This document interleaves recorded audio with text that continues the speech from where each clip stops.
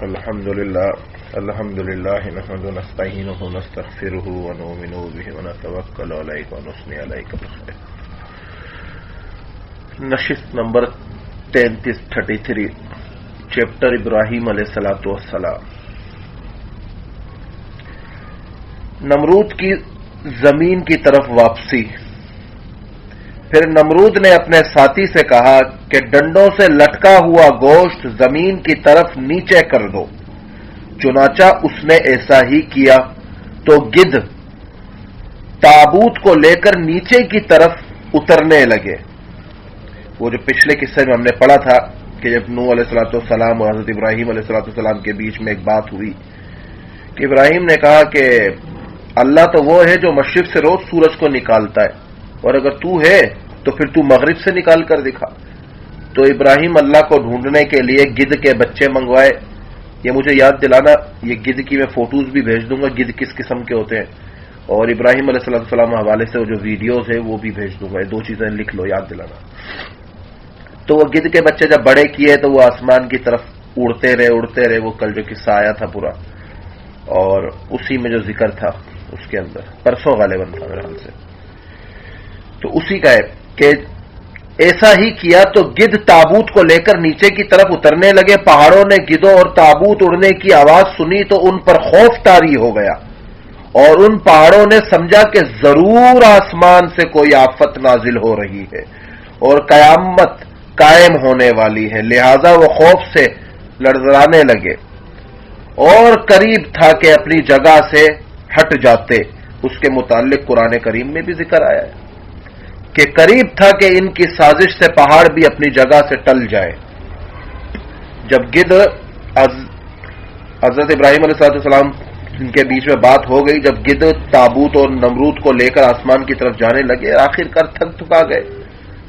تو اس کے بعد زمین پر آنے کا جو واپس ارادہ کیا تو اس کے پروں کی پھڑپھڑاہٹ اور وہ تابوت کی آواز سن کر پہاڑوں کو یہ محسوس ہوا کہ شاید کوئی آفت آ رہی ہے. جیسے میں نے اس دن بھی شاید ذکر کیا تھا کہ انسان کو چھوڑ کے دنیا کی ہر مخلوق جمعے کے دن پناہ مانگتی ہے کہ قیامت کا دن آج نہ ہو جائے، اور انسان کو چھوڑ کے ہر مخلوق استغفار کرتی ہے، توبہ کرتی ہے کہ قیامت نافذ نہ کر دی جائے ہم لوگوں پر. حضرت ابراہیم علیہ السلام کو علم الیقین حاصل ہونا. جب حضرت ابراہیم علیہ السلام کا نمرود سے مقابلہ ہوا تو ہوا کہ میرا رب سورج کو روزانہ مشرق سے طلوع کرتا ہے، تو اسے مغرب سے طلوع کر کر دکھا. میرا رب زندہ بھی کرتا ہے اور مارتا بھی ہے. تو نمرود نے کہا تھا، کیا تو نے کسی کو اپنی آنکھ سے زندہ ہوتے دیکھا ہے؟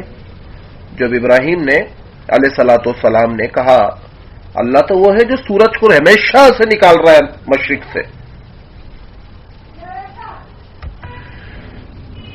جب حضرت ابراہیم علیہ السلام کا نمرود سے مقابلہ ہوا کہ میرا رب تو سورج کو روزانہ مشرق سے طلوع کرتا ہے، تو اسے مغرب سے طلوع کر کر دکھا، اور میرا رب زندہ بھی کرتا ہے اور مارتا بھی ہے. تو نمرود نے کہا تھا، کیا تو نے کبھی اپنی آنکھ سے دیکھا ہے زندہ ہوتے ہوئے؟ تو ابراہیم علیہ السلام نے خدا کی جناب میں عرض کیا کہ یا الہی، مجھے یہ دکھا دیجئے کہ آپ مرے ہوئے کو، مردوں کو کس طرح زندہ کرتے ہیں، جیسا کہ قرآن کریم میں ارشاد بھی ہوا ہے. جب نمرود نے کہا کہ تم نے اپنی آنکھوں سے دیکھا ہے کبھی کوئی مرا ہوا انسان یا کوئی چیز زندہ ہوتے ہوئے؟ تو ابراہیم نے اللہ کی طرف مخاطب ہو کر کہا، اللہ مجھے دکھا دیجئے. تو قرآن میں ارشاد ہے سورہ بقرہ رکوع 35 کے اندر، اور جب کہا ابراہیم نے کہ اے میرے پروردگار مجھے دکھا دے کہ تو مردہ کو کس طرح زندہ کرتا ہے، فرمایا کیا تجھے یقین نہیں کہ میں مرداؤں کو زندہ کرتا ہوں؟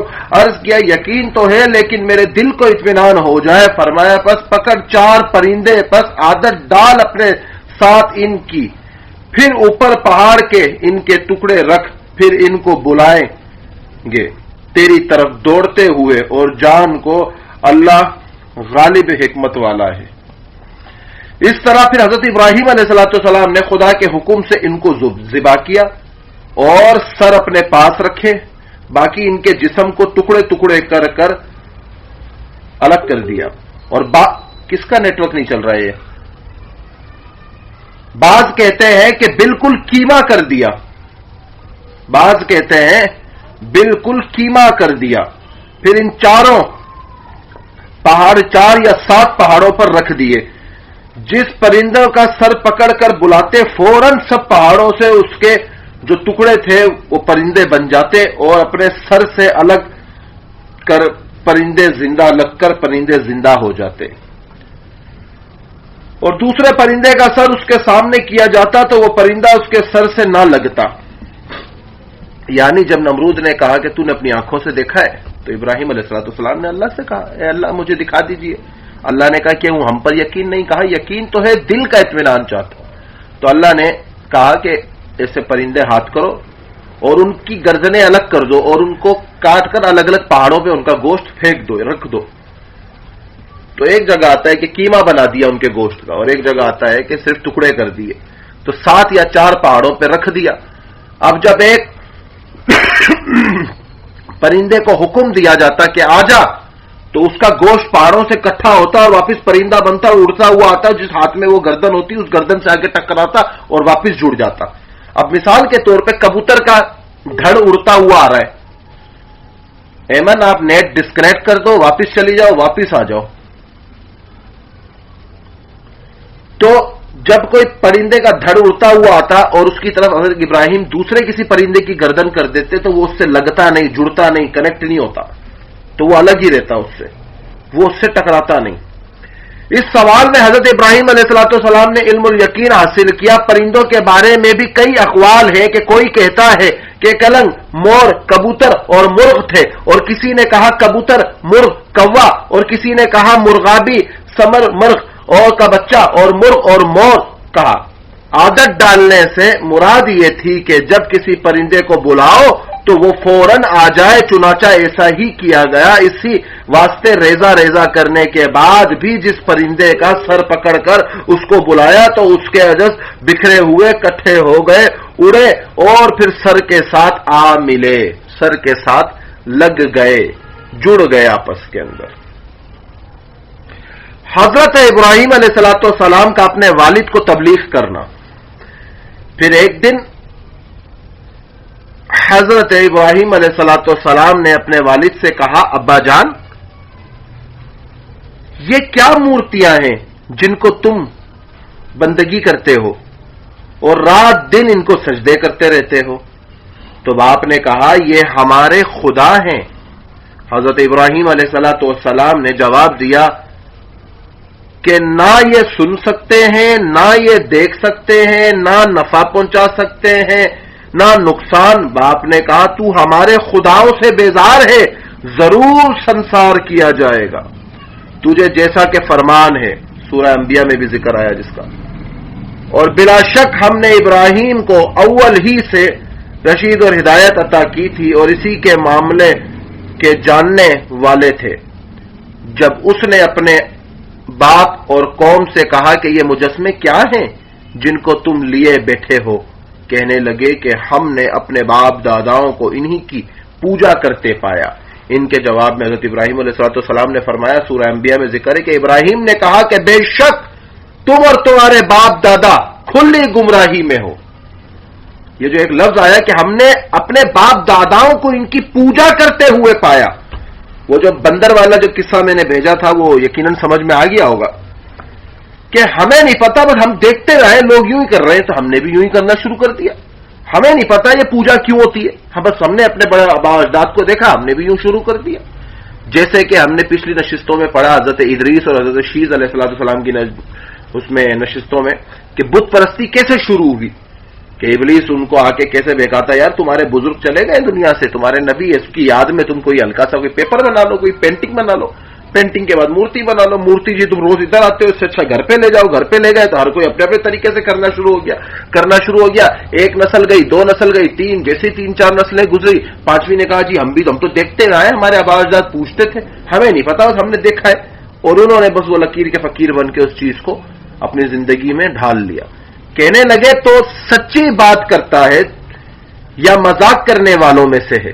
حضرت ابراہیم نے فرمایا کہ یہ بت تمہارے رب نہیں بلکہ تمہارا رب وہ ہے جو زمینوں اور آسمانوں کا رب ہے، جس نے سب کو پیدا کیا اور اسی بات کا قائل ہوں، جیسا کہ فرمان الہی ہے سورہ انبیاء کی اپنا تقریباً رکوع نمبر 5 کے اندر کا وہ پیش کہ پھر فرمایا تمہارے معبود کسی ادنی چیز کے بھی خالق نہیں، تمہارے معبود کسی ادنی چیز کے بھی خالق نہیں۔ اچھا ایک منٹ، سورہ انبیاء کا رکوع نہیں پڑھا میں نے، بلکہ تمہارا رب آسمان اور زمینوں کو جس نے پیدا کیا وہی ہے، اس بات کا گواہ ہوں میں۔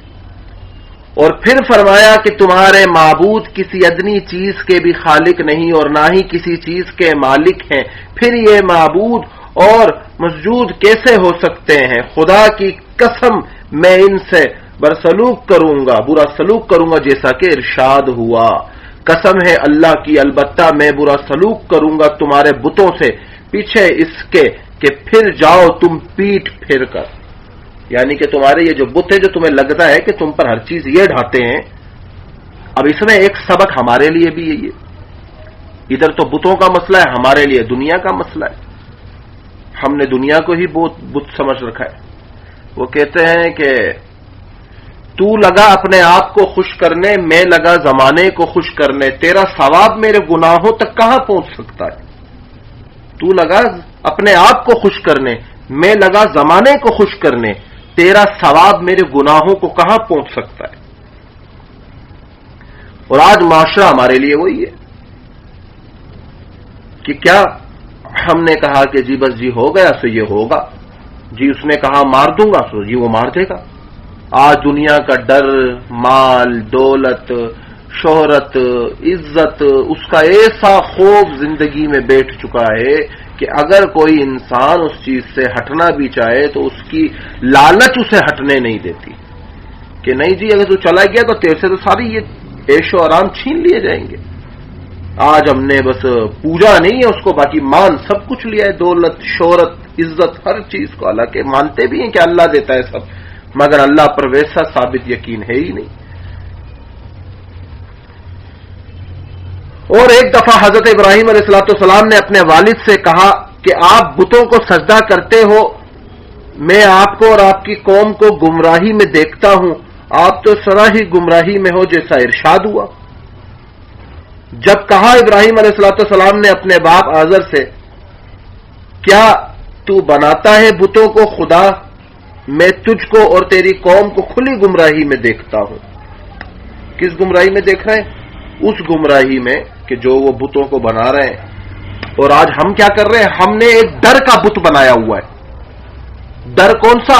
ایک تو ہوتا ہے آخرت کا ڈر، وہ تو ایمان کا حصہ ہے، آمنت باللہ نے بھی جس کا اقرار کیا ہے، کتابوں پہ یقین رکھنا، آخرت کے دن پر، تقدیر پر، اچھی بری پر، ہر چیز پر، فرشتوں پر، رسولوں پہ، ہر چیز پر، وہ تو ایمان کا حصہ ہے۔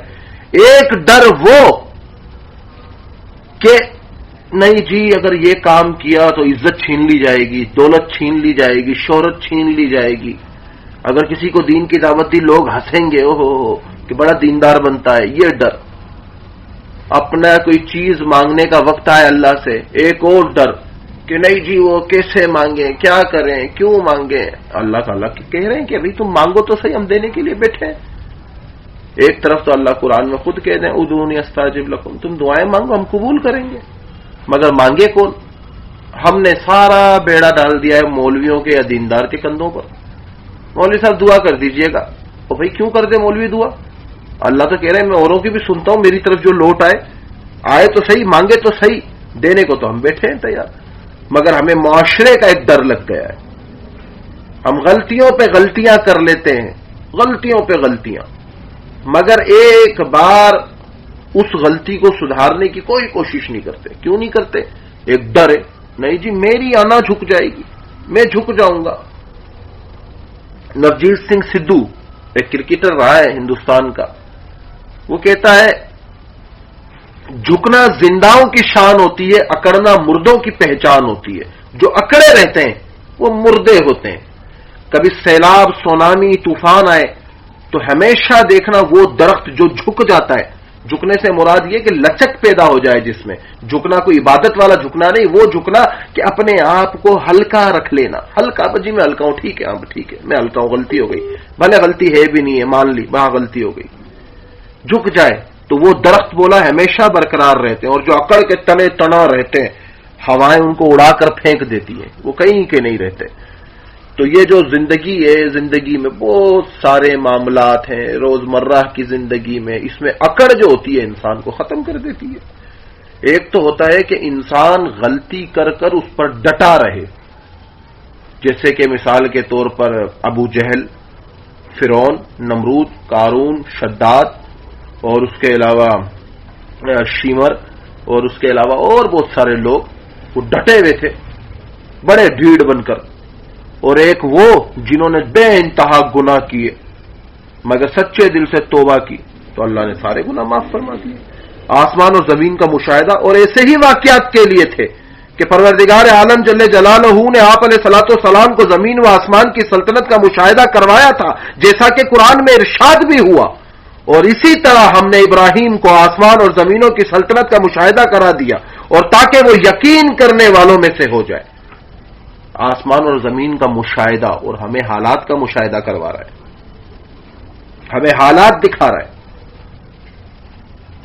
آج ہم معاشرے میں جیتے ہیں نا، بہت سارے ایسے معاملات ہوتے ہیں کہ دل کو ناگوار چیزیں گزرتی ہیں، ٹھیک ہے طبیعت نہیں ملتی کسی سے، نہیں ملتی، بہت سارے لوگوں کی نہیں ملتی، مگر اسلام کے ناطے سلام دعا معاملات رہتے ہیں، روزمرہ کے دنیا میں رہتے ہیں، مگر نہیں، انا پرستی میں انسان اتنا ڈوب جاتا ہے۔ حضرت ابن عباس رضی اللہ تعالیٰ عنہ سے مروی ہے کہ حضرت ابراہیم علیہ السلام کے والد کا نام طارق اور ماں کا نام شانی تھا۔ آزر ایک بت کا نام تھا، حضرت ابراہیم کے والد اس بت کے خادم اور پجاری تھے، اس لیے یہی نام ان پر غالب آ گیا۔ آزر ٹیڑے کو بھی کہتے ہیں، اور حضرت ابراہیم علیہ السلام نے خدا کی توحید کے مقابلے میں اپنے والد کو اس کے کلمے سے پکارا، اسی کلمے سے پکارا ہو۔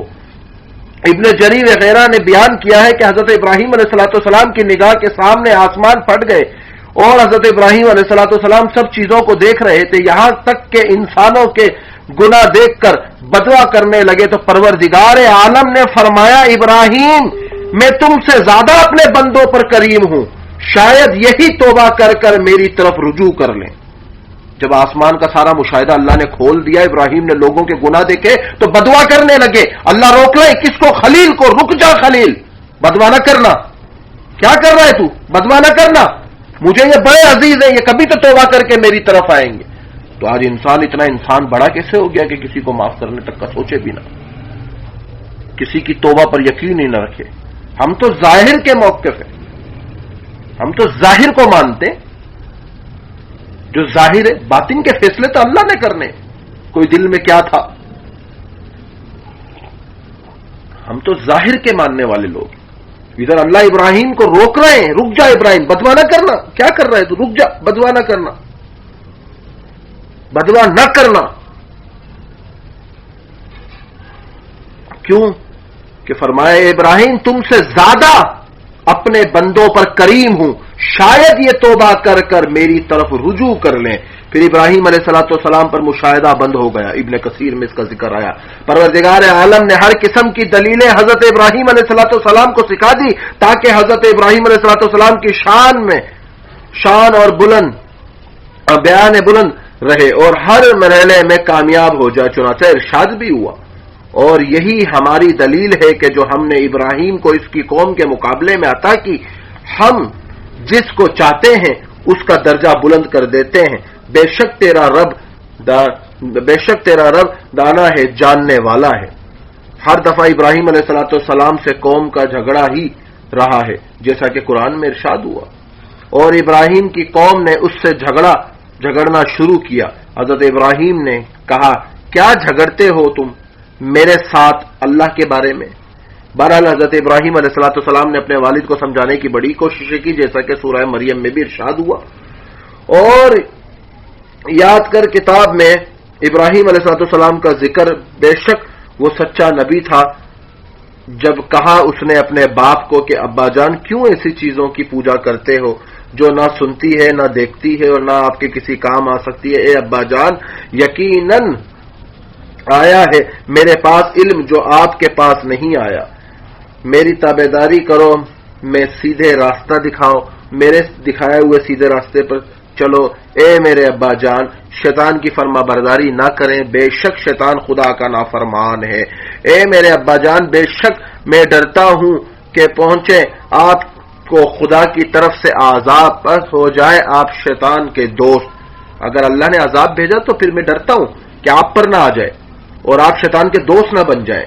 حضرت ابراہیم کی ایسی نرم وصیت کا بھی باپ پر کچھ اثر نہ ہوا اور جواب میں کہا کہ اے ابراہیم تو ہم کو ہمارے معبودوں کی عبادت سے منع کرتا ہے، یاد رکھ اگر تو باز نہ آیا تو تجھے سنسار کر دیا جائے گا جیسا کہ ارشاد ہوا۔ کہا باپ نے کیا تو میرے معبودوں سے منہ پھیرتا ہے؟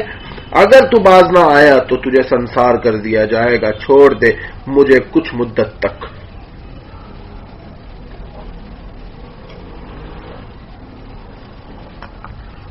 ہر سبق کے اندر ایک درس، ایک معاملہ، روزمرہ کی زندگی، حالات حاضرہ، ہر چیز کا سبق ملتا ہے۔ اس دنیا کے اندر کامل اس وقت کوئی بھی نہیں ہے۔ حضرت مولانا مفتی اعظم تقی عثمانی صاحب بھی نہیں ہے، شیخ الہند حضرت ارشد مدنی صاحب وہ بھی نہیں ہے، کامل کوئی نہیں ہے۔ کامل سے مراد یہ کہ 100% پرفیکٹ کوئی نہیں ہے، سب میں کہیں نہ کہیں کوئی عیب ہے، غلطیاں ہیں، کوئی معاملے ہیں، کوئی چیزیں ہیں، مگر اللہ نے انہیں ایسے ہی چنا ہوا ہے، تبھی تو اللہ نے دین کے معاملوں کے ساتھ جوڑا رکھا ہے، اللہ نے ان کو ویسے ہی چنا ہوا ہے۔ تو پھر ہم کسی کے بارے میں کیا ججمنٹ کر سکتے ہیں؟ ہم تو دعوت دے سکتے ہیں، آتے جیسے حضرت الیاس کاندھنوی رحمۃ اللہ علیہ نے تبلیغ کی پہلی جماعت بنائی اور لوگوں کو گشت کے لیے بھیجا، گشت کر کے لوگ آئے، بولا حضرت وہ لوگ مسجد میں نہیں آتے، بولا میں نے تمہیں خدا بنا کر نہیں بھیجا تھا، متکلم بنا کر بھیجا تھا، تم نے جا کے یہ دعویٰ کیسے کر دیا کہ وہ مسجد ہی نہیں آتے؟ اللہ جانے وہ جانے، تمہارا کام دعوت دینا تھا، تم نے دے دی، بس ختم، اپنے کام سے تم بری ہوئے۔ اب وہ مسجد کی طرف آتے ہیں یا نہیں آتے تو وہ تو ختم ہے۔ ہمارے اندر ایک سب سے بڑی چیز ہے کہ ہم سوچتے ہیں کہ دعوت دے کے اپنے حصے سے فارغ ہو گئے، ایسے کبھی نہیں ہوتا۔ تاریخ اگر اٹھا کر دیکھیں، انبیاء علیہ الصلوۃ والسلام اگر کسی کو دعوت دیتے تو راتوں کو روتے تھے، اے اللہ تو اسے لیا۔ عمر کے لیے بھی تو روئے تھے نا، ابو جہل کے لیے بھی تو روئے تھے نا کہ ان دونوں میں سے ایک مجھے دیتے۔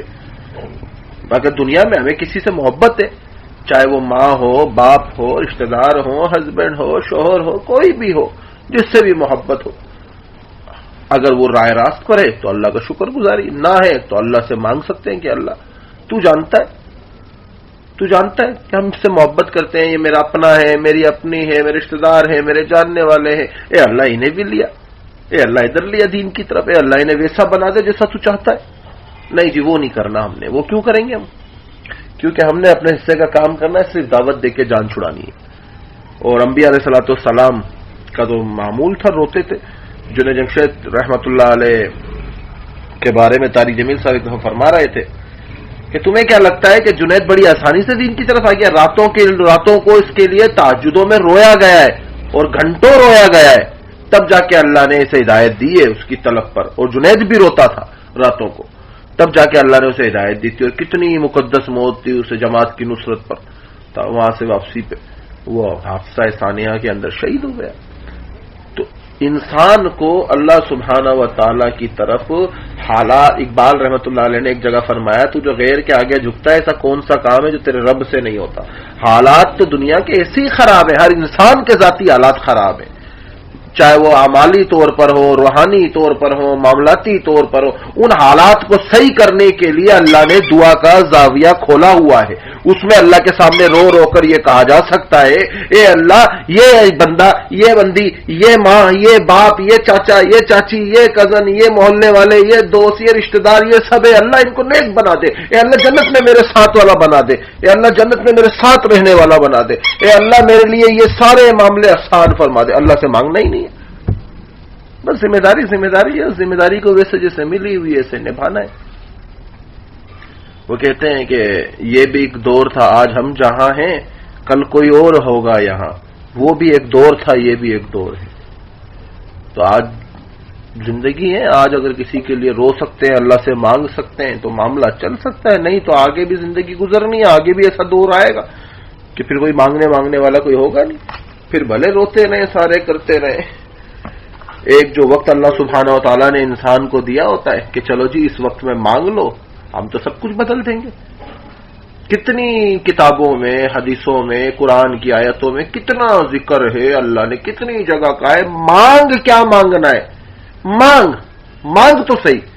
ہدایت مانگ, رشتہ مانگ, اولاد مانگ, دولت مانگ, شہرت مانگ, مال مانگ, دنیا کی محبت مانگ, جو مانگنا ہے مانگ, وہ تو فیصلہ کر.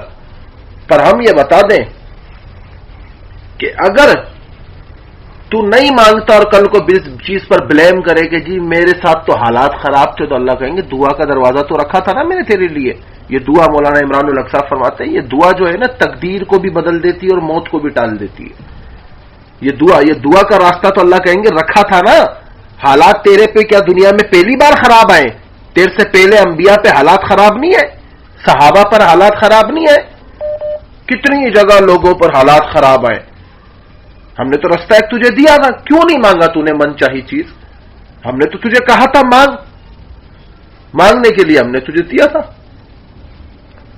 اور اگر مانگنا غلط تھا تو نبی علیہ الصلوۃ والسلام عمر کو کبھی نہ مانگتے, عمر اور ابو جہل میں سے کسی کو نہ مانگتے, اسلام کی سر بلندی کے لیے دعائیں نہ کرتے, روتے نہ, مانگتے نہ. مانگا ہر دور میں, مانگنے کی صفت اللہ نے دی انسان کو. اور ہر انبیاء کے واقعے سے یہی آیا کہ انبیاء علیہ الصلوۃ والسلام پر کوئی بھی مشقت یا اس کی قوم پر ایک عمل آتا تو فٹافٹ لوگوں کو کیا کہتے کہ اللہ کی طرف رجوع کرو, اللہ کی طرف رابطہ کرو, اللہ سارے معاملے بنائے گا. پھر اس چیز سے بری الزماں کوئی نہیں ہو سکتا کہ نہیں جی ہمارے اوپر حالات خراب تھے. حالات تو ہر کسی پہ خراب ہے, کوئی دماغی طور پہ خراب ہے, کوئی معاملاتی طور پہ خراب ہے, کوئی روحانی طور پہ خراب ہے, کوئی دلی طور پر خراب ہے. اور پھر وہ کہے جی نہیں جی نہیں جی نہیں جی, تو پھر یہ معاملہ تو پھر اس پہ بلیم کرنے جیسے تم رہتے ہی نہیں. اللہ کہیں گے جی ہم نے تمہیں ایک موقع دیا تھا مانگنے مونگنے کا, منوانے کا. بابا شریف صاحب کہتے ہیں کہ یہ کام تو قبول ہے, اپنے آپ کو قبول کروانا ہے. اس کام کی معرفت اللہ سے دعائیں کی جا سکتی ہیں, مانگی جا سکتی ہیں. دین کی سرخ بلندی کے لیے کئی ایسے لوگ ہیں. آج ہمارے معاشرے میں زیادہ تر زناکاری کیوں ہو رہی ہے؟ اس کی سب سے بڑی وجہ یہ ہے یا تو بے اولادی, جس کی وجہ سے 2 نمبر ٹائپ کے جو لوگ ہیں, جو موالی چرسی بھنگی بنے ہوئے پیر شیر کالے جادو والے, ان کے پاس جا کے دڑا دڑ جی بابا جی دعا کرے اولاد ہو جائے. وہ بابا جی دیکھتے ہیں جی بڑی ڈری ہوئی ہے, بابا جی پھر غلط فائدے اٹھاتے ہیں. وہ جو 2 نمبر ٹائپ کے بابے ہوتے ہیں. آپ علیہ الصلوۃ والسلام کی تو پہلی اولاد 5 سال تک نہیں ہوئی, 5ویں سال تقریباً پہلی اولاد ہوئی, قاسم ہوئے میرے خیال سے. تو ساری کی ساری چیزیں اللہ نے رکھی ہوئی ہیں انسان کی زندگی میں. اب انسان اسے کیسے ہینڈل کرتا ہے, کیسے چلتا ہے, کیسے معاملہ ہوتا ہے, تو پھر وہ اللہ اور انسان کے بیچ کا معاملہ ہے. باقی اللہ پاک ہم سب کو عمل کی توفیق عطا فرمائے. کسی کا کوئی سوال ہے تو پوچھ لیں.